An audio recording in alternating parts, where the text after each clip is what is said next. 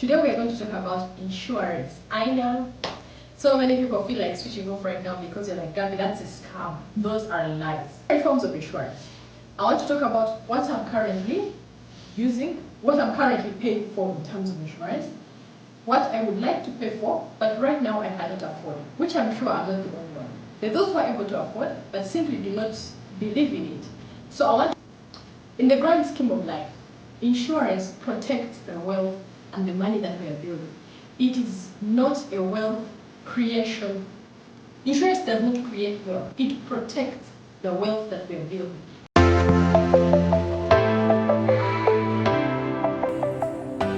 Hi, welcome to the Personal Finance and Coffee podcast. And on this channel, I talk about money and finances. Guys, we work so hard for our money. Let's not wait for 5-10 years and we feel like, I've worked for this long. Where has my money gone? I've not attained the goals I want, and it feels like you're on a hamster on your wheel.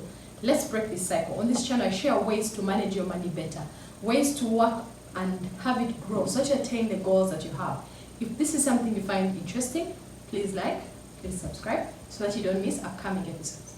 Today we are going to talk about insurance. I know so many people feel like switching off right now because you're like, Gabby, that's a scam. Those are lies. Today's episode, I want to be honest with you. What my thoughts are about insurance. They are not the absolute truth.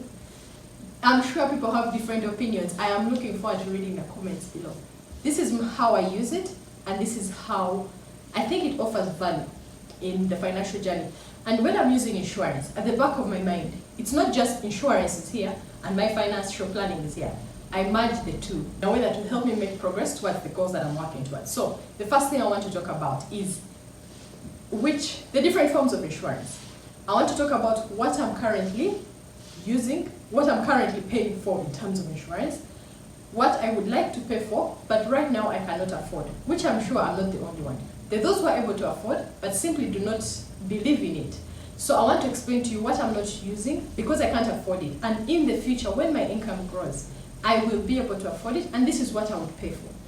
That is what I'm looking at. And then the third thing I want to look at is when it comes to the issue of claiming for your money. Because there are people who really struggle with, Gabby, I've paid for insurance before, I had a challenge and they did not pay me back. Those guys are scams.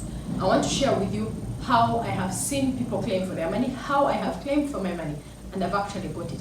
That's what we're talking about in today's episode. First of all, the different forms of insurance that I'm talking about today. I'm going to talk about life insurance, medical insurance, and car insurance, comprehensive insurance. First of all, right now I pay for life insurance. And when you get the policy, most people will say that, Gabby, the interest rate on life insurance policy is really low. It's literally like 3% almost per year. And you're like, but why would I put my money in life insurance? And yet, I can put it in bonds. I've made an episode about bonds. I've made an episode about unit trust. And there'll be much better interest in all those places. Even though you put your money in shares, which I have an episode about, you'll get better interest. I agree with you. But alongside all those other places, why I still choose to have a life insurance policy is because the value that it provides is not for me. The value that it provides is in the event of my unexpected death. Now, right now, because I work, I provide an income for my family. When I die, this income will not be there anymore. When you look at the payout at the point of death, that is where the benefit is, because they will give them so much more. For example, if my policy, I'm supposed to get, let me give an example. For simple math, if I'm supposed to get 20 million after 5 years of my insurance policy, now, that's 20 million. If all goes well, and for the 5 years I am here, they're going to give you my 20 million along with that interest, which is, like, I don't know, 3% by, like, it's really not a lot.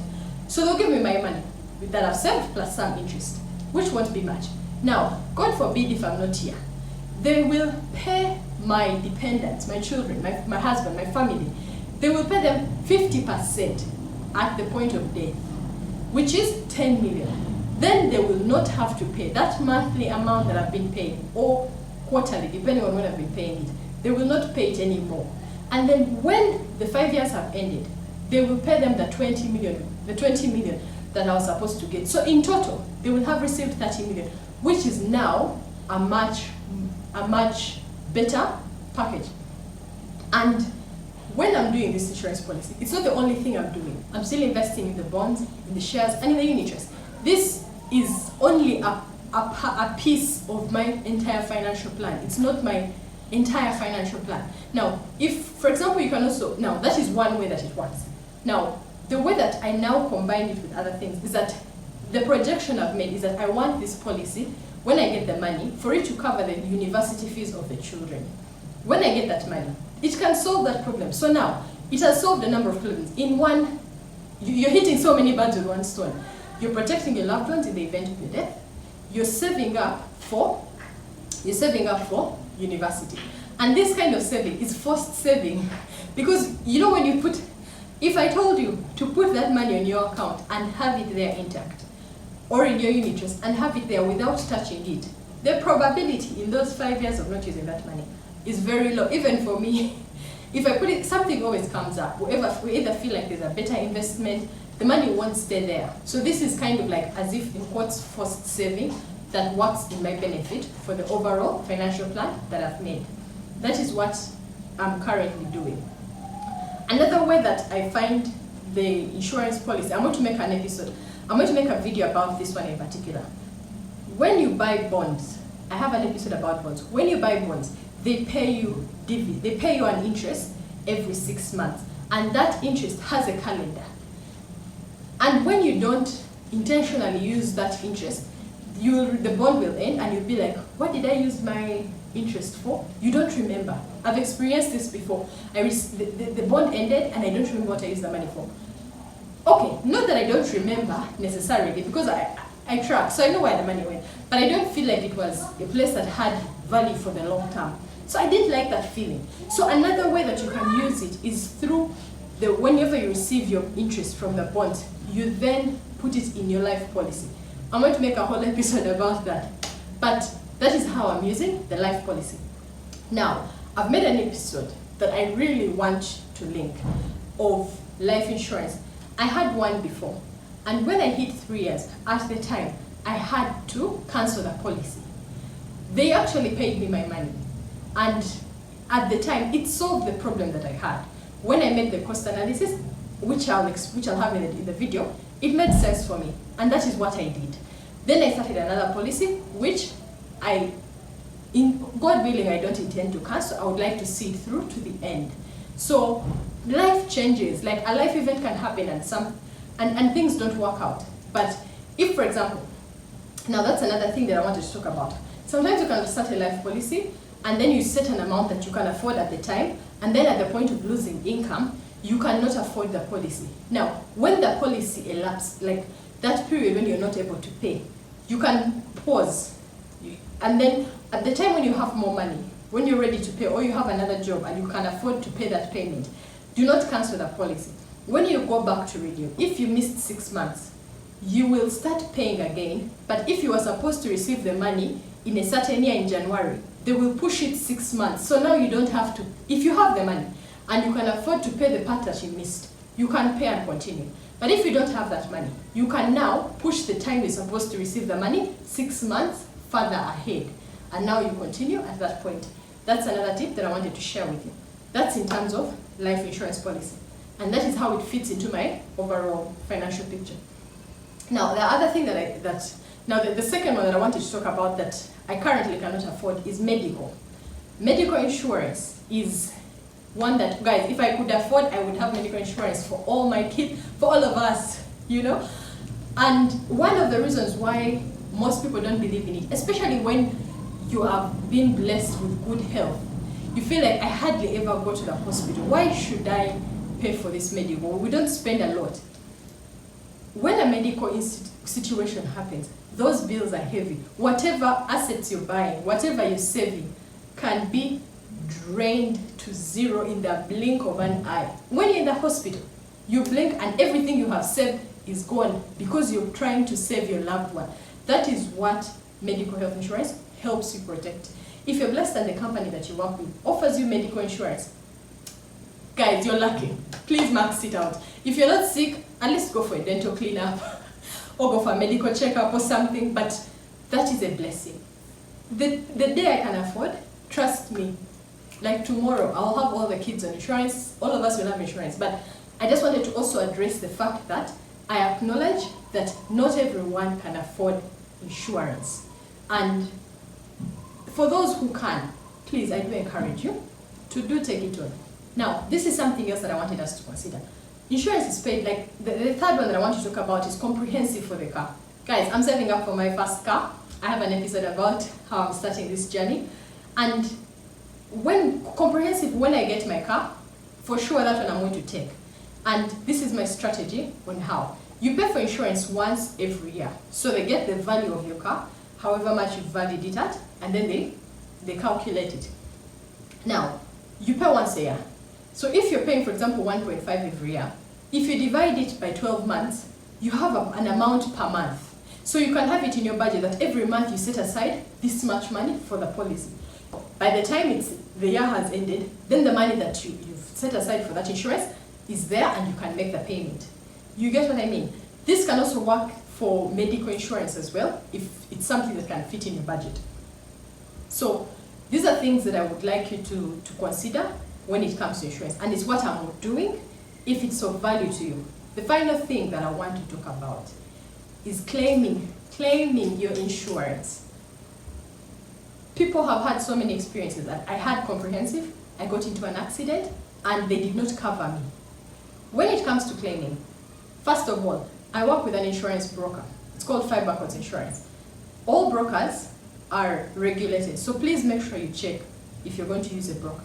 Now, when you use a broker, this removes the element, because the truth is, you have to follow up with insurance companies if you're to get your money. But then you might be feeling like, but Gabby, why should I go through this process? Why do they make me chase for my money?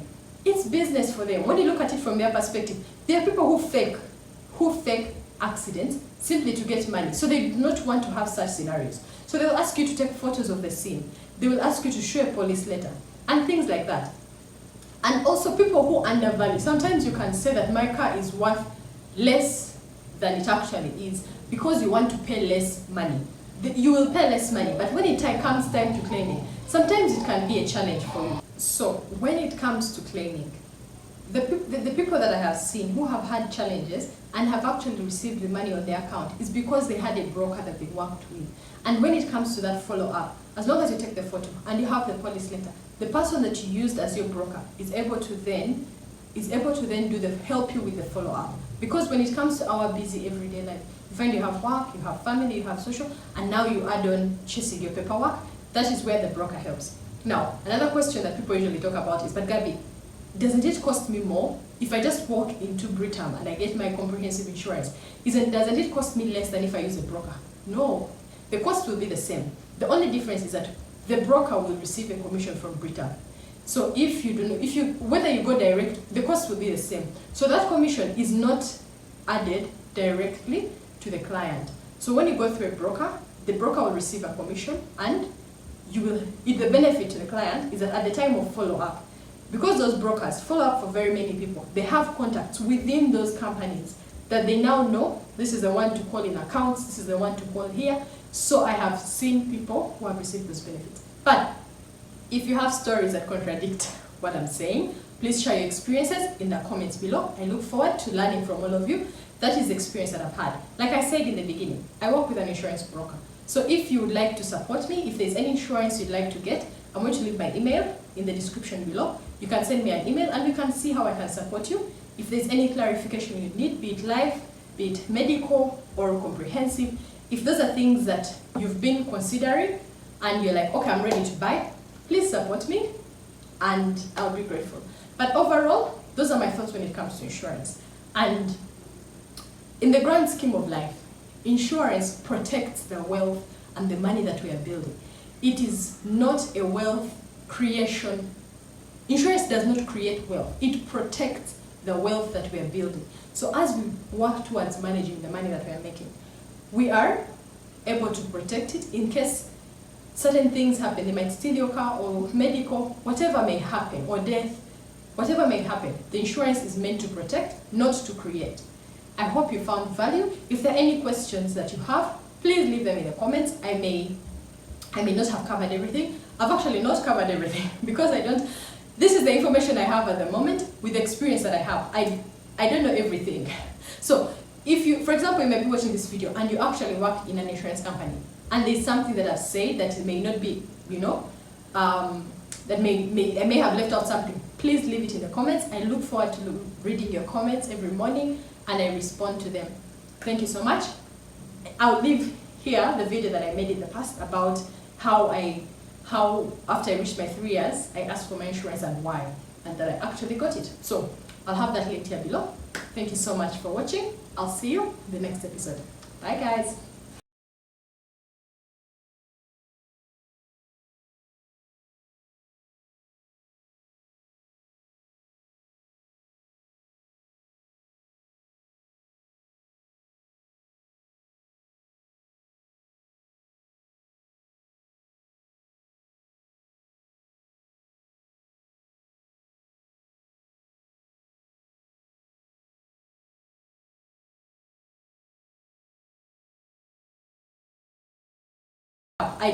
I don't know everything. So if you, for example, you may be watching this video and you actually work in an insurance company and there's something that I've said that may not be, that I may have left out something, please leave it in the comments. I look forward to reading your comments every morning and I respond to them. Thank you so much. I'll leave here the video that I made in the past about how after I reached my 3 years, I asked for my insurance and why, and that I actually got it. So I'll have that linked here below. Thank you so much for watching. I'll see you in the next episode. Bye guys.